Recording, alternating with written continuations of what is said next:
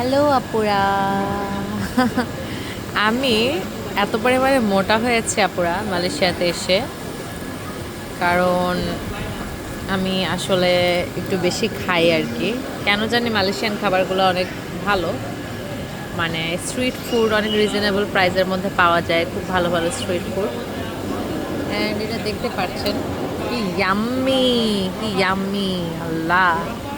এটা ওয়াফেলও, তো যারা যারা বাংলাদেশে ওয়াফল খেয়েছেন তারা জানেন খুবই মজা।